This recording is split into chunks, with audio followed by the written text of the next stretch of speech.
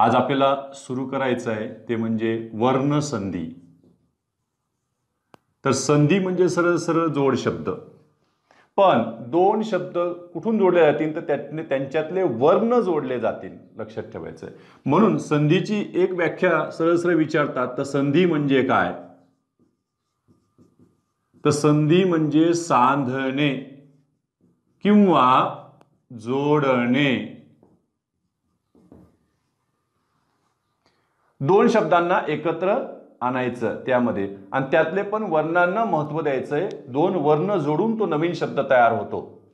मग संधी म्हटलं की संधीचे प्रकार त्यात पाहिलं तर सर्वात पहिले येतो तो म्हणजे स्वर संधी।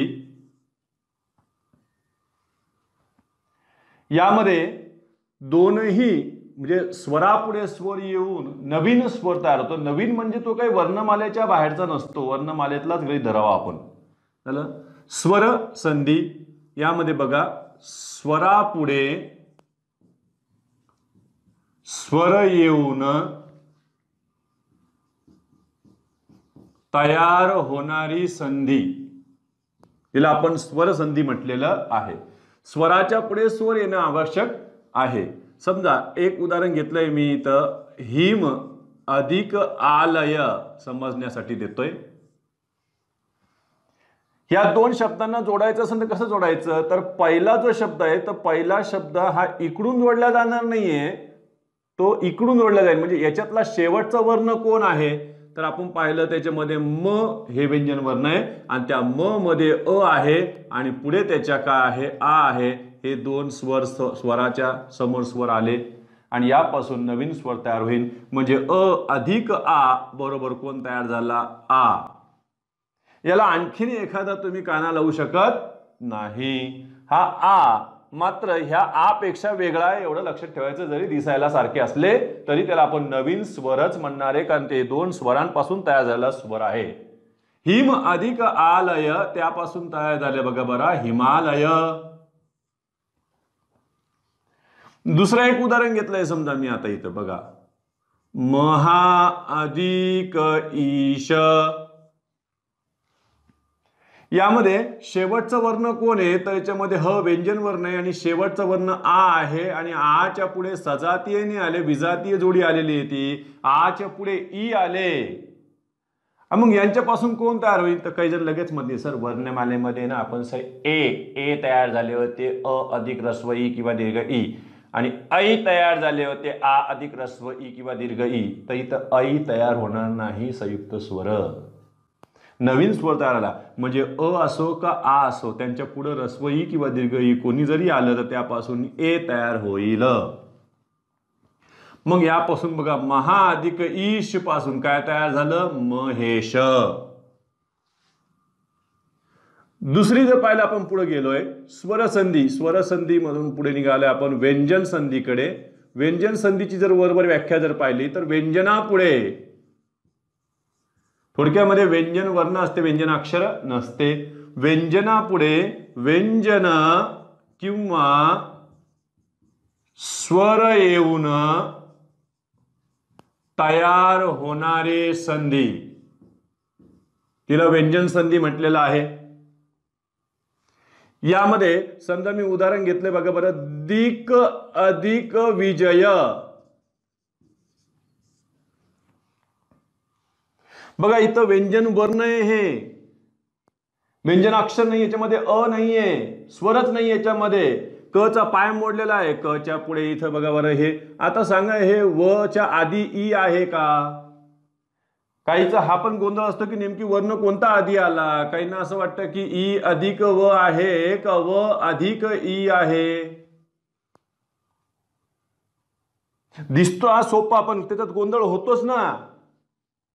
याच्यामध्ये बघा व च्या आधी ई आहे असं वाटतं का, सर वेलांटी इकून आली होती सर, वेलांटी तिकून असती तर आम्ही हे घेतला असता सर, आणि ती दीर्घ ई घेतली असती सर, आम्हाला कळतं तेवढं। मग माझं म्हणणं आहे की जर एखादा आता हे वय आणि त्याला जर असं उ खालून आलं असतं, मग काय खालून लावलं असतं का आपण, इकडून आलं असतं तर वर लावले असते का, तर नाही, हा गोंधळ झाला असता। एक लक्षात ठेवायचं, की व्यंजनाच्या नंतर स्वराचं स्थान राहील अक्षरामध्ये, आणि स्वरादीमध्ये काय असतं, त्या स्वरादी म्हणजेच अनुस्वार किंवा विसर्गाच्या आधी स्वराचं स्थान असते. आपण हेही पाहिले की जर तिन्ही वर्ण एकत्र आले, व्यंजन, स्वर आणि स्वरादी, तर सर्वात आधी स्थान कशाचं राहील, व्यंजनाचंच राहील, व्यंजन वर्णाचं, नंतर कशाचं, स्वराचं, नंतर कशाचं, पुढे विसर्ग किंवा अनुस्वाराचे. त्यामुळे असा गोंधळ करून घ्यायचा नाही. व्यंजनाला त्याच कारणानं आपण स्वरांत म्हणतो, कारण त्यांच्या अंती स्वर असतो, उच्चारामध्ये, अक्षरामध्ये सुद्धा. दिक अधिक विजय. मग काय झालं, हे अरे क पुढे कोण आलेले, इथे व आलेले, आणि हे रस्व ई याच्यात मिसळलेले आहे. मग एक नियम असा आहे की कठोर व्यंजनाच्या पुढे मृदू व्यंजन येत असेल तर कठोर व्यंजनाचे त्याच्याच वर्गातील तृतीय स्थानच्या व्यंजनात रूपांतर होते. म्हणजे क चे पुढे काय झाले, ग, आणि हा ग ला, हे ग कशा जोडलेले, ते व ला, आणि तयार झाले दिक अधिक विजयचं झालं दिग्विजय.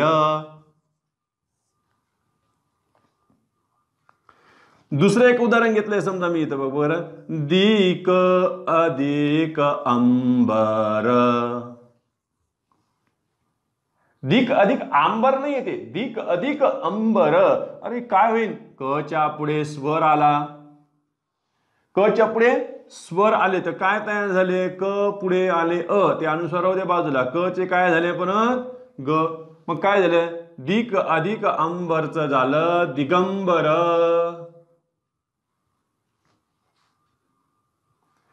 तिसरी संधी कोणती, याच्यातला तिसरा प्रकार जो आहे तो म्हणजे विसर्ग संधी. स्वरादी संधी काही तयार झाली नाही यांच्याकडून. विसर्ग संधीमध्ये काय आलेले आहेत बघा, काही जण काय करतात, असलेल्या ज्ञानावरून नसलेल्या ज्ञानाचा अर्थ लावला जातात. लगेच स्वर संधी म्हणजे काय, स्वरापुढे स्वर येऊन, स्वरापुढे स्वर, म्हणजे कोणाच्या पुढे कोण आलेला आहे रे, स्वराच्या पुढे स्वर येऊन तयार झालेली जी संधी आहे तिला आपण स्वर संधी म्हटलेला आहे. आणि व्यंजन संधी म्हणजे काय, अरे काही नाही रे, व्यंजन संधी म्हणजे व्यंजनाच्या पुढे एखादं व्यंजन किंवा स्वर येऊन तयार झालेली संधी. म्हणजे एवढंच लक्षात आलं, स्वराच्या पुढे स्वर, व्यंजनाच्या पुढे व्यंजन. आता विसर्ग संधीमध्ये तसंच करणार आहे का, विसर्गाच्या पुढे विसर्ग येऊन तयार होणारी संधी म्हणजेच कोणती, विसर्ग. असं कधी होणार नाही, विसर्गाच्या पुढे विसर्ग येत नाही. मग काय झालंय बघा बरं, विसर्ग संधी, विसर्गा पुढे व्यंजन. आता ते व्यंजन कठोर असू शकतं किंवा मृदू असू शकतं. बघा, विसर्गा पुढे व्यंजन किंवा स्वर येऊन तयार होणारी संधी, ती झाली विसर्ग संधी. मग तुम्हाला कधी कधी विसर्ग स्पष्ट दिसणार नाही, विसर्ग रूपांतरित होईल, विसर्ग काही ठिकाणी कायम दिसेल तर काही ठिकाणी विसर्गाचा पूर्णपणे लोप होऊन जाईल. म्हणजे यामध्ये विसर्ग आणि विसर्गाच्या पुढे कोणीतरी आले तर मग विसर्गाचं रूपांतर काय होईल, तर मग बघा, विसर्गाच्या पुढे एकतर व्यंजन येईन किंवा कोण येईन, स्वर येईन.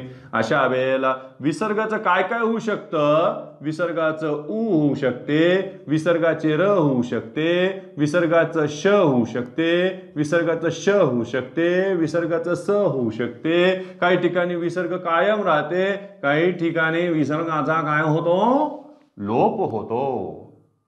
तर याच्या उलट सुद्धा होऊ शकतं. कसं, याच्या उलट असं झालेलं बघा, र किंवा येणार स या व्यंजन वर्णाच्या ऐवजी सुद्धा विसर्ग वापरला जातो. मग एक लक्षात ठेवायचं, जेव्हा विसर्गाचं रूपांतर ज्याच्यात होईल त्यांचे नाव द्या. त्याला याला विसर्ग उकार संधी म्हणतात, त्याला विसर्ग र संधी म्हणतात, ह्या तिघांना मिळून विसर्ग स संधी म्हणतात.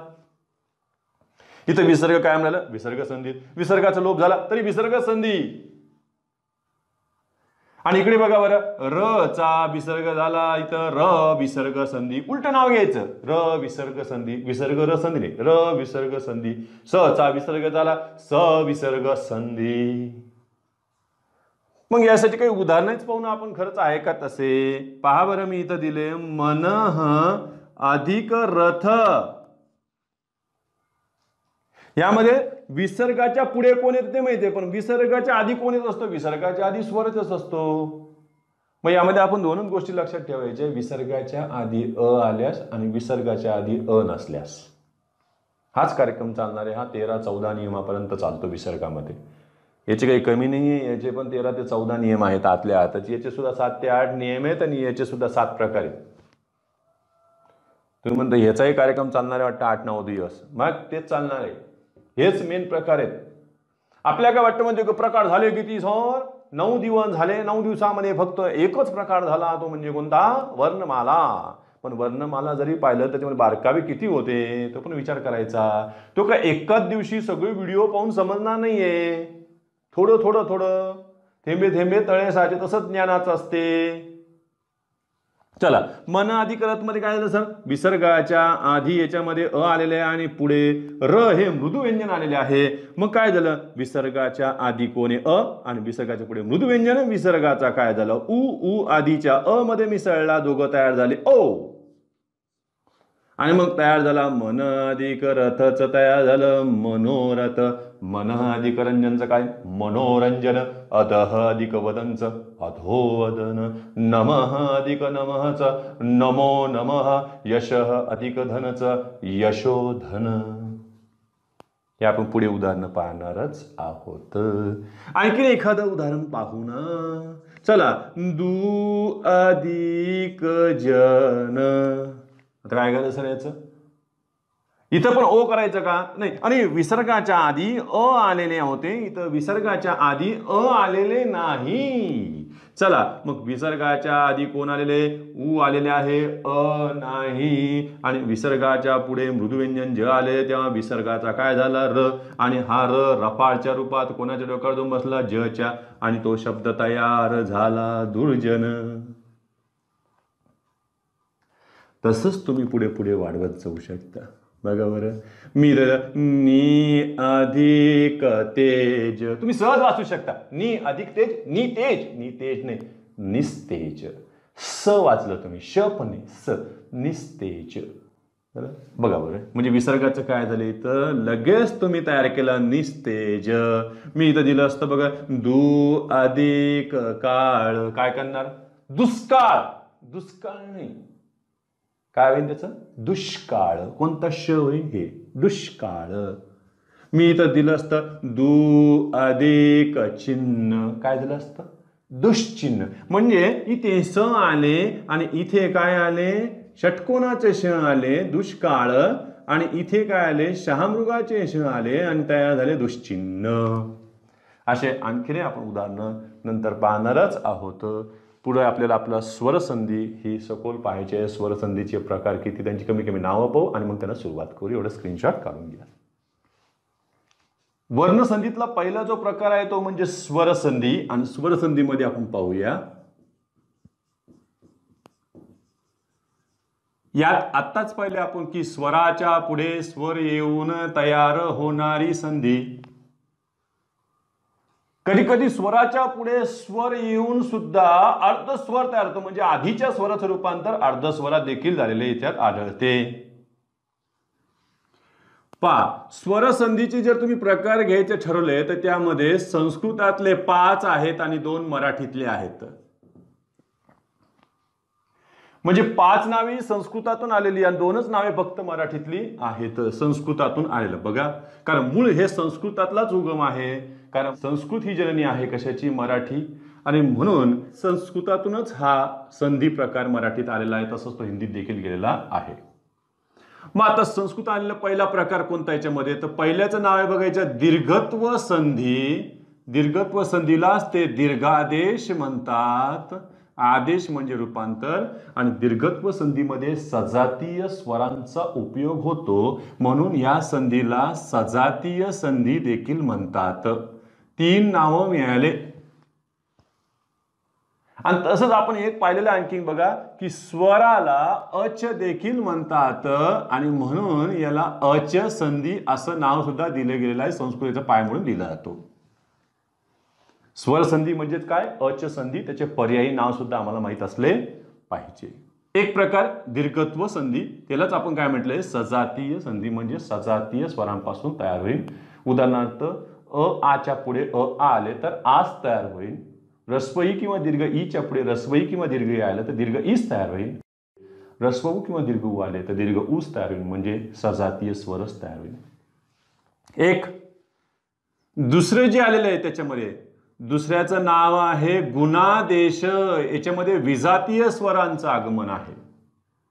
म्हणजे या गुणादेश मध्ये जर पाहिले तर तुम्हाला ए, ओ आणि अर असं तयार होताना दिसेल. आणि सजातीय संधीमध्ये सजातीय स्वर कोण आहे तर त्याच्यामध्ये आ, त्याच्यानंतर दीर्घ ई, दीर्घ उ हे तयार होताना दिसतील, संधीमध्ये दिसतील. संधी म्हणजे तयार होणारा नवीन शब्द, ज्याला आम्ही जोड शब्द म्हणतो. मग आता गुणादेश झाला. तिसरा जो आलेला आहे त्याच्यामध्ये गुणात वृद्धी होईल, म्हणजे ह्या ए च आई होईल आणि ओ च औ होईल असं इथं चालेल. नंबर 3 ला त्याला वृद्ध्यादेश हे नाव मिळाले. गुणात वृद्धी होईल, ए च आई आणि ओ च औ. त्यातला चौथा जो प्रकार येईल तो म्हणजे यन स्वरांचं आगमन, म्हणजेच स्वराचं रूपांतर अर्धस्वरात होईल, त्याला आपण यनादेश म्हणतो. यनस्वर, यनादेश. यामध्ये य, त्याच्यानंतर व, त्याच्यानंतर र यांचं आगमन होईल, स्वराचं रूपांतर यांच्यात, म्हणून याला यनादेश म्हणतात. इथे विजातीय स्वरच येणार. 5व्या क्रमांकाचं आहे त्याला विशेष संधी म्हणतात. विशेष संधीलाच अयादी संधी देखील म्हटलेलं आहे. यामध्ये एच रूपांतर अय मध्ये होईल, त्याच्यानंतर आईचे रूपांतर आय मध्ये होईल, ओ चे रूपांतर यांच्याकडं अव मध्ये होईल आणि औ चे रूपांतर आव मध्ये होईल. मग ते म्हणतात की एवढ्या जणांची नावं घ्यायची कशाला, सरळ सांगायचं अय आदी इत्यादी, लगेच तयार झालं नाव, अयादी संधी. बघा यांच्याहून सुद्धा आपण संधीमध्ये यांचं जर तुम्हाला उपस्थिती दिसली तर ही संधीची नावं तयार होतील. आणि आ, ए, ओ दिसले तर सजातीय. एक लक्ष ठेवायचं, 2, 3, 4, 5 म्हणजे गुणादेश, वृद्धादेश, यनादेश, विशेष संधी यांच्यामध्ये विजातीय स्वर वापरले जातात. आणि फक्त पहिल्याच क्रमांकाचं जिथं सजातीय स्वरांचा उपयोग आहे. त्यानंतर मराठीतले फक्त 2च गृहीत धरायचे आपण. त्यातली पहिली जी आहे ती म्हणजे पूर्वरूप संधी. कारण संस्कृतामध्ये काय म्हणते का की स्वरांचा लोप केला चालला नाहीये. एक स्वर दुसऱ्या स्वरामध्ये मिसळतो आणि नवीन स्वर तयार होतो किंवा अर्धस्वर तयार होतो. यामध्ये काय झालं, पूर्वरूप संधीमध्ये 2 स्वर तर आपल्याकडे आहेतच ना हो. एक स्वर आणखीन एक स्वर. जो आधीचा आहे त्यांनी त्याला पूर्व नाव दिले आणि जो नंतरचा आहे त्याला त्यांनी पर नाव दिले. पर म्हणजे दुसरा, पूर्व म्हणजे आधीचा. परला आपण उत्तर देखील म्हणू शकतो आहे. पूर्व स्वर ते उत्तर स्वर. यामध्ये काय होतं, पूर्वरूप संधीमध्ये पूर्व स्वर कायम राहतो आणि इकडचा स्वराचा काय होतो, लोप होतो. उदाहरण कळण्यासाठी दिलं, समजा मी इथं बघा बरं, हेला वाचा, खिडकी अधिक आत, याच्यापासून काय तयार होईल, खिडकीत. खिडकीत याचा अर्थ काय राहिलं, खिडकी मधलं ई तुम्ही तसंच ठेवलं, आच मात्र लोप केला आणि ते फक्त त प्रत्यय जोडले आणि तयार झाला शब्द खिडकीत. झाली पूर्वरूप संधी. पूर्वस्वर कायम. काय म्हणते, काही नाही रे, पहिला शब्द जसा तसा ठेवला त्यांनी, पहिला शब्द जसा तसा ठेवला की समजायचं पूर्व, दुसरा शब्द जसा तसा राहिला तर समजायचा काय, पर. ठीक तसं समजा, पण उत्तर काढा पुढे येईन तेव्हा. चला दुसरं, पररूप संधी. याच्यामध्ये पण बघा बरं, पूर्वस्वर आहे, परस्वर आहे, याच्यामध्ये याचा काय होईल, लोप होईल, हे कायम राहील.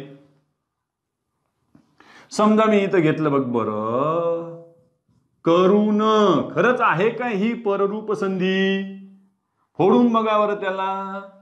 चला फोडूनच दाखवतो ना, मग करू आपण संधी. बस त्याची, कर अधिक ऊन. चला, कर र मध्ये अ आहे आणि हे ऊ तर दिसतंयच ना, याच्यातला अ चा लोप झाला आणि हे ऊ ह्या र च्या अंगात घुसले आणि काय झाले, करून. याचा अर्थ ऊन याच्यात दिसतंय, म्हणजे ही कोणती संधी आहे, पररूप संधी आहे. अशाच प्रकारे आता आपल्याला एक एक संधी यातली घ्यायची आहे. पहिला आपण कशाकडे जाऊ, दीर्घत्व संधीकडे. पुढे स्क्रीनशॉट काढून घ्या, परत येऊ. पहिलाच जो प्रकार आहे तो म्हणजे दीर्घत्व संधी.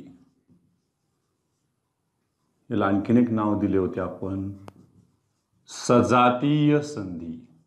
सजातीय स्वरांचा वापर, दोन स्वरांपासून. आता याचा त्याच्यामध्ये उल्लेखच करून टाकून आपण दोन सजातीय स्वरांपासून. बघा, दोन सजातीय स्वरांपासून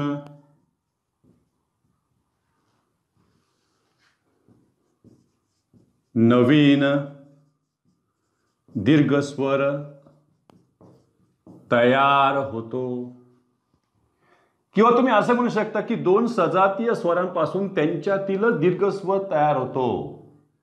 पण तसं म्हटलं तर मग नव्यानं तयार होणारच नाही. मग नवीन शब्द तयार झाला तर नवीन शब्दातला तो नवीन स्वरच मानावा ना, जरी तो दिसायला सारखा असला तरी. मग चला आता आपल्याला काय पाहिजे की दोन सजातीय स्वरांपासून तयार करायचं आहे नवीन दीर्घ स्वर. मग त्यासाठी आम्हाला सजातीय स्वर माहीत असायला पाहिजे. मग आता सजातीय स्वर कोणते कोणते यांच्या जोड्या होत्या आपल्याकडे बघा बरं. अ, त्याच्यानंतर आ, ई, उ हे झाले. यांच्या जोड्या बघा, अ आ, त्याच्यानंतर ई, त्याच्यानंतर उ. हे कंठामध्ये आहे, हे तालव्यामध्ये आहे आणि हे ओष्ठमध्ये आहे. नशीब त्यांनी ही एक जोडी लावली नाही. ही संस्कृतामध्ये आहे, मराठीत नाही. कारण त्यापासून मग दीर्घ रू तयार होईल. दीर्घ रू मराठीत नाहीये, आपल्याकडे फक्त ऱ्हस्वच रू आहे. मग चला आता हे कळले आम्हाला, सजातीय स्वर म्हणजे हे अक्षराचं कार्य करू शकतात. स्वतंत्र उच्चाराचे असल्या कारणानं, पूर्ण उच्चाराचे असल्या कारणानं ते अक्षराचं कार्य करू शकतात. पण ते जर एखाद्या व्यंजनामध्ये शिरले आणि त्या व्यंजनाला अक्षरत्व प्रदान करण्यासाठी हे काही वेगळे चिन्ह धारण करतील, ते सुद्धा आम्हाला माहीत असले पाहिजे. मग चला, हे व्यंजन वर्ण जे काही येईल त्या व्यंजन वर्णामध्ये स्वर मिसळेल तेव्हा हे व्यंजनाक्षर तयार होईल. कारण व्यंजनाक्षर सुद्धा आपल्याला लागणारच आहे. स्वराक्षर व्यंजनाक्षर दोघांची गरज आहे. मग चला, व्यंजनात स्वर. मग स्वर कसं ओळखायचं सर? मग त्यासाठी एक व्यंजन घेऊन टाकू. याचं चिन्ह कोणतं आहे सर? माहीतच नाहीये. याचं चिन्ह सर काना. याचं चिन्ह काना ऱ्हस्व वेलांटी. याचं चिन्ह काना दीर्घ वेलांटी. याचा ऱ्हस्व उकार, याचा दीर्घ उकार. आणि यांचा जर तुम्ही चिन्हांचा विचार जर केला तर ते असे आणि याचे असे होईल. म्हणजे मराठीतले 6. तसं चिन्ह तर आपल्याकडे आढळतच नाही. मग आता हे चिन्ह आपण व्यंजनाला देऊन पाहू. यामध्ये एक व्यंजन आपण काय करू, निवड करू आणि याला स्वराची जोड देऊ आणि त्यापासून अक्षर तयार करू. चला, क ला अ मिसळल्यावर कोणतं चिन्ह द्यायचं हे तर आपण आधी सुद्धा शिकलेलं आहे की क मध्ये आहे म्हणजे व्यंजन वर्णात आहे ते चिन्ह, हल चिन्ह काढून टाकले की त्यामध्ये अ आले असं गृहीत धरायचं. सोप्या सोपं. चला, यांच्याकडं क अधिक अ, त्याच्यानंतर क ला काना का, हे झालं की, हे झालं दीर्घ की, हे झालं ऱ्हस्व उकार असणार, दीर्घ उकार असणार कु. म्हणजे यांचा वापर आता आपल्याला पुढे करता येईल. चला, मग आता दीर्घत्व संधीमध्ये यायचं असेल तर आपल्याला काय करावं लागेल? 2 पोट शब्द शोधा लागतील. कारण आपल्याला पहिले विग्रह, आणि विग्रह हा कोण संधीचा नियम असतो, नाव फक्त संधीचं असतं. चला, म्हणजे यामध्ये जो घेतोय आपण तो संधीचा विग्रह आणि संधीच्या विग्रहाकडून चाललोय आम्ही संधीकडे. त्यातला एक पहिला पावर. संधी विग्रहासाठी आम्हाला 2 शब्द लागणार आहेत. मग एकाला म्हटलं आपण पहिला पोट शब्द, दुसरा पोट शब्द, हे कार्यक्रम चालूच राहील आपला. आणि तयार होणारा हा नवीन शब्द ज्याला आपण वरच नाव दिलेले संधी. पहिला जो पोट शब्द आहे हा याला जोडायचा कसा, तर याच्यातला शेवटचा वर्ण महत्वाचा आहे. शेवटच्या अक्षरामध्ये येणारा शेवटचा वर्ण, अक्षरातला वर्ण. चला, पहिला जो पोट शब्द आहे त्याच्यातला शेवटचा वर्ण जो अक्षरात राहील आणि याच्याकडचा पहिला वर्ण हा महत्वाचा आहे. साहजिकच आमच्याकडे शेवटचा वर्णही स्वर राहील आणि पहिला वर्ण पण स्वरच राहील, कारण स्वराच्या पुढे स्वर येऊन तयार होते स्वर संधी. त्यातल्या त्यात हा शेवटचा वर्ण कसा असला पाहिजे, आपल्याला सजातीय स्वरांची संधी करायची. म्हणजे काय करायचं, दोन सजातीय स्वरांपासून तयार होणार आहेत ते. म्हणजे बघा, शेवटचा वर्ण यांच्यामध्ये कोण असणार आहे, तर स्वर असणार आहे आणि स्वर हा व्यंजनात मिसळलेला असन, आपल्याला याचा विचार करायचा आहे. चला, या स्वराच्या पुढे त्याच्याच उगमस्थानाचा असला पाहिजे, म्हणजे तो सजातीय स्वर असला पाहिजे. हे अक्षराचं काम करणार आहे. यांच्यापासून तयार होईल त्यांच्यातलाच तो जो झाला दीर्घत्व, म्हणजे आपण काय म्हणतो त्याला, आपण दीर्घ स्वर तयार होईल. चला, यातलं पहिलं घेऊया. म्हणजे कोणत्या तरी व्यंजनामध्ये इकडचा स्वर येईल तो म्हणजे अ किंवा आ यापैकी कोणी एक जण असेल. मग पुढे परत सजाती आणायचं म्हणजे कोण आणायचं, अरे दुसऱ्या पण पोट शब्दाच्या सुरुवातीला अ किंवा आच असतील आणि यांच्यापासून तयार होईल आ. कोण तयार झालं यांच्यापासून, आ. मग आ म्हटलं तर याच्यामध्ये एकूण 4 जोड्या व्हायला लागल्या. ह्या दोघांच्या मिळून किती जोड्या होतील, 4 जोड्या होती ना. त्यातलं पहिलं घेतलं आपण, बघ बरं, अ अधिक अ, अ अधिक आ. बघा, ह्या अ च्या पुढे पहिले हे अ आले, नंतर ह्या अ च्या पुढे हे आ आले. आता काय होईल, आ च्या पुढे अ, आ च्या पुढे आ. कसे येऊ, त्यापासून शेवटी आ तयार होणार आहे, लक्षात ठेवायचंय. चला, आ च्या पुढे अ, आ च्या पुढे आ. बाकीच्या दोघांसाठी मी जागा सोडून देतो आणि त्यांचे उदाहरण आपण पहिले घेऊन पाहू. एक एक दोन दोन उदाहरण आपण यांचे संकल्पना स्पष्ट होण्यासाठी घेऊया. झालं पहा, मी जर इथं घेतला शब्द सूर्य अधिक अस्त. काय म्हणते सर, हे तर जोडाक्षर आहे. जोडाक्षर जरी असलं तर याचा शेवटचा वर्ण कोण आहे, तर स्वर आहे, र य अ. म्हणजे बघा, सूर्य अधिक अस्त मध्ये अ अधिक अ बरोबर तयार झालं आ आणि शब्द तयार झाला सूर्यास्त. दुसरा शब्द घेतलाय आपण छात्र अधिक आलय. काय दिसतंय छात्रमध्ये, सर अ आहे, अ च्या पुढे आ आले, त्र नाही, अ च्या पुढे आ आले आणि परत आ तयार झाले, शब्द तयार झाला छात्रालय. तिसरा शब्द घेतला, बघा बरं, विद्या अधिक अर्जन. काय काय दिसतंय याच्यात सर, विद्यामध्ये आ आहे आणि पुढे अ आलेले, आच्या पुढे अ आलेले, परत आज तयार झाले.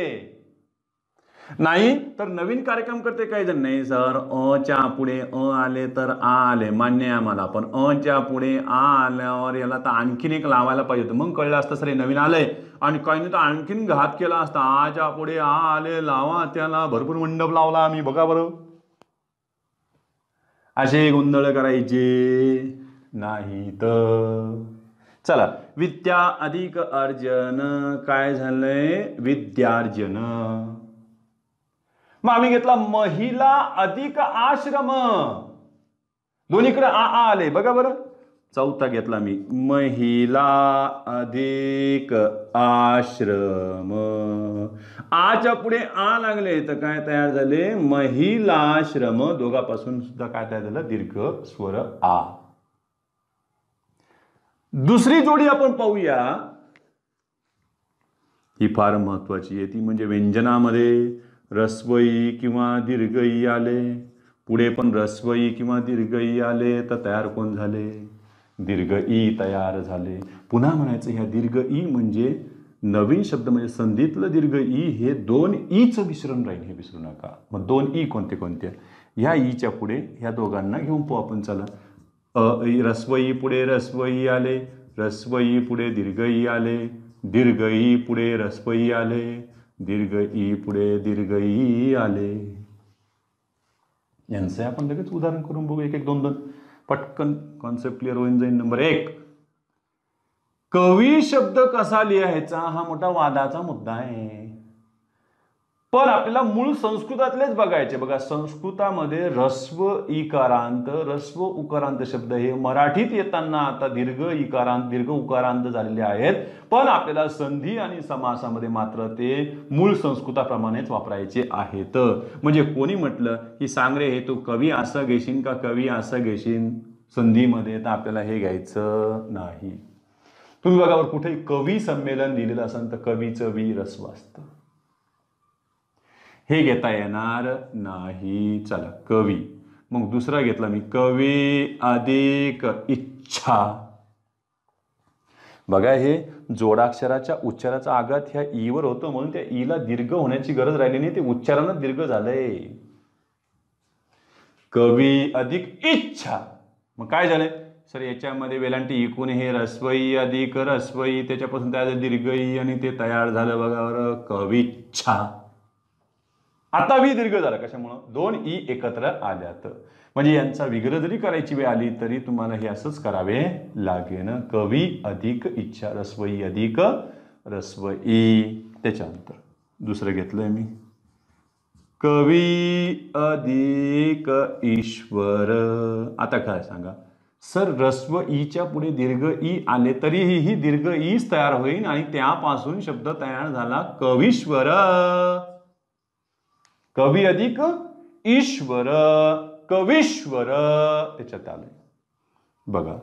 आता पुढे घेतलाय मी तर गोमती हे नदीचं नाव आहे. गोमती अधिक इच्छा. आता तिसरी जोडी दिसती सर दीर्घ ई अधिक ऱ्हस्व ई दीर्घ ई अधिक ऱ्हस्व ई तयार झालं दीर्घ ईच म्हणजे काय झालं शब्द गोमतीच्छा.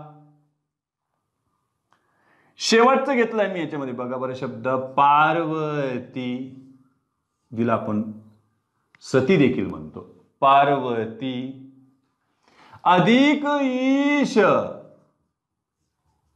मग यापासून बघा दीर्घ ई अधिक दीर्घ ई तयार काय झालं दीर्घ ईच तयार झालं की नवीन तयार होणार नाही.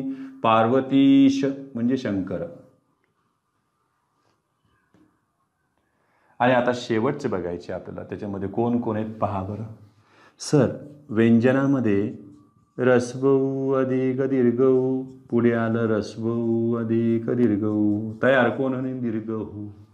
मग आता यांच्यापासून जोड्या तयार करा ना. चला या दीर्घ म्हणून ऱ्हस्व अधिक ऱ्हस्व ऱ्हस्व अधिक दीर्घ दीर्घ अधिक ऱ्हस्व दीर्घ अधिक दीर्घ. त्यातला सी क्रमांकामध्ये समजा मी पहिलंच घेतलंय पहा बरं गुरु अधिक उपदेश. याच्यामध्ये बघा र मध्ये उ आहे ऱ्हस्व उ आहे उपदेशचं उ आहे दोघांपासून तयार झालं दीर्घ उ आणि शब्द तयार झाला गुरुपदेश. गुरु अधिक उपदेश. आता मराठीत गुरु हा दीर्घ उकारानं शेवट होतो. संस्कृतात मूळ संस्कृत ऱ्हस्व आहे कारण संस्कृतमध्ये त्याला दीर्घ रू जर घेतले तर त्याचा अर्थ प्राणी किंवा जनावर होतं गुरु त्या अर्थानं. मग गुरु अधिक उपदेश काय झालंय गुरुपदेश. दुसरं घेतलं आपण पहा बरं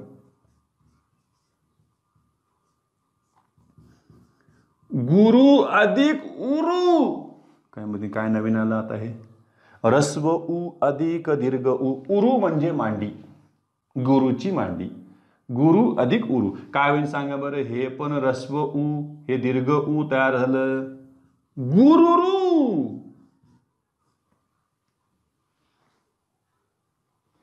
आता मी शब्द दिला अतिशय महत्वाचा आहे तो म्हणजे भू अधिक ऊर्जित. भू अधिक ऊर्जित दीर्घ उ येते सुरुवातीला दीर्घ उ नेहमी भूमीचं भू दीर्घ उच असतं. भूगोल घ्या त्याच्यामुळे भू सुरुवातीचं तेच आहे. भूपती घ्या सुरुवातीचं भू दीर्घच असतं. भूपाल घ्या सुरुवातीचं भू कसं असतं दीर्घ असते. मग चला भू अधिक ऊर्जित ऊर्जित म्हणजे मोठा. मग दीर्घ उ अधिक ऱ्हस्व उ तयार काय झालं दीर्घ उच आणि शब्द तयार झाला भूजित. एवढे स्क्रीनशॉट काढून घ्या. स्वरसंधीमध्ये दीर्घत्व संधी म्हणजे आपण विग्रहाकडून संधीकडे आलो. विग्रहाकडून संधीकडे येणं सोपी गोष्ट आहे. संधीकडून विग्रहाकडे जाणे तिथंच मात्र डोकेदुखी आहे. नेमकी कोणते दोन स्वर बाजूला निघतायत ते आपल्याला कळाले पाहिजेत. त्याची काही उदाहरणं आपण आता पाहूया. बघा बरं खास करून. म्हणजे आपल्याला आता संधीकडून कुठे जायचे, संधीच्या विग्रहाकडे चांगल्या चांगल्यांचा गोंधळ होतो. परीक्षक हीच पद्धती जास्त वापरतो. संधी देतो, विग्रह विचारतो किंवा दिलेली संधीचा प्रकार विचारतो. दिलेल्या संधीमध्ये कोणते दोन स्वर आले ते आम्हाला सांगा म्हणतो. बघा उदाहरण समजा मी इथे घेतले.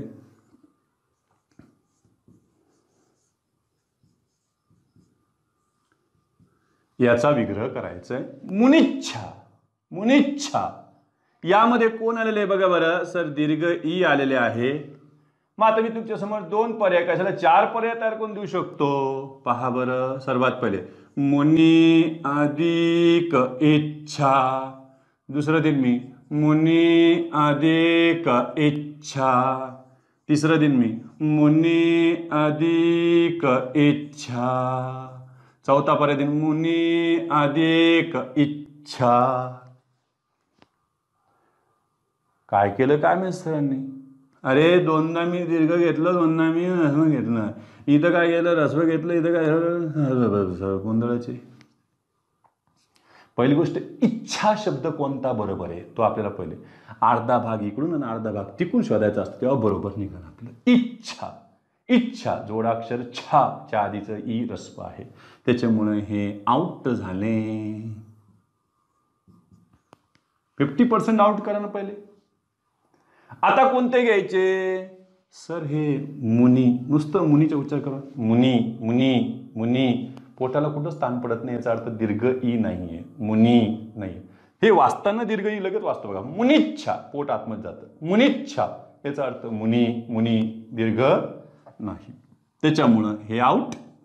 उत्तर कोण आलं याच्यामध्ये. मग कोणती जोडी आली यांच्याकडं, ह्रस्व ई अधिक ह्रस्व ई. दुसरं घेतलं आम्ही देवीच्छा.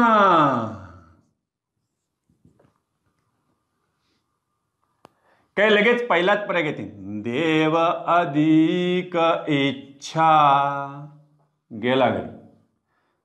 मला सांगा, देव अधिक इच्छा म्हटलं तर इथं अ आले, इथं ह्रस्व ई आले. अ अधिक ई यांच्याकडे आहे का. इथं तर दीर्घ ई आहे. ते देवेच्छा आहे का देवीच्छा आहे, तर देवीच्छा आहे. म्हणजे याच्यामध्ये दीर्घ ई आहे, त्याच्यातून दोन ई बाहेर पडणार. मग काय म्हणतील, इथं कसं सर दीर्घ ई इथं काय घेतलं होतं, ह्रस्व घेतलं होतं. आपण पण तसंच करू, देवी अधिक इच्छा. हे होईन का बरोबर. हे सुद्धा होणार नाही. देवीचं हे बी ह्रस्व तेव्हाच होईन जेव्हा तुम्ही असे शब्द लिहिता ना, देवी दास.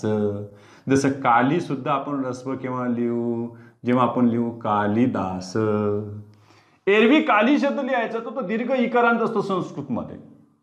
देवी सुद्धा दीर्घ इकारांत आहे, जसं नदी सुद्धा तसंच आहे. मग काय नाही मग, देवी अधिक इच्छा. हे चुकलेलं आहे, बरोबर कोणत्या याच्यामध्ये. मग जोडी कोणती आली, दीर्घ ई अधिक ह्रस्व ई, देवीच्छा. तिसरा शब्द दिला आम्ही तुम्हाला, वाचा. हा काय आहे, महेंद्र. लगेच बाहुबली म्हणू नका, ते महेंद्र आहे. मग चला, महा अधिक इंद्र की मही अधिक इंद्र. हे दोनच पर्याय तुमच्या समोर दिलेले बस. काय लगेच म्हणजे महेंद्र, महा अधिक इंद्र, ते महेंद्र होतं. कारण यांच्याकडे बघ बरं आ अधिक ह्रस्व ई आणि यांच्याकडे दीर्घ ई असेल तर हे तयार होणार नाही. गेले. मग हेच झालं बघ बरं, दीर्घ ई अधिक ह्रस्व ई तयार काय झालं, महेंद्र. मही म्हणजे पृथ्वी, वसुंधरा, वसुधा, धरा, क्षमा तिचे नाव आहेत. अवनी समानार्थी शब्द लक्षात ठेवत चला, फार महत्वाचे आहेत. महेंद्र काय झालं इथं आले. तर यानंतर उद्याच्या तासाला आपण पुढचे शब्द पाहूया. म्हणजे एकदाच मी फळ्यावर सगळे लिहून ठेवून मला जे जे वाटतात अवघड अवघड अवघड अवघड अवघड मला वाटणारे, म्हणजे मी थोडक्यात तुमच्या विचारानं अवघड वाटणारे तसेच मी शब्द ठेवणार आहे आणि त्यांच्याहून प्रॅक्टिस करूया. ठीक आहे, तो पण थांबूया.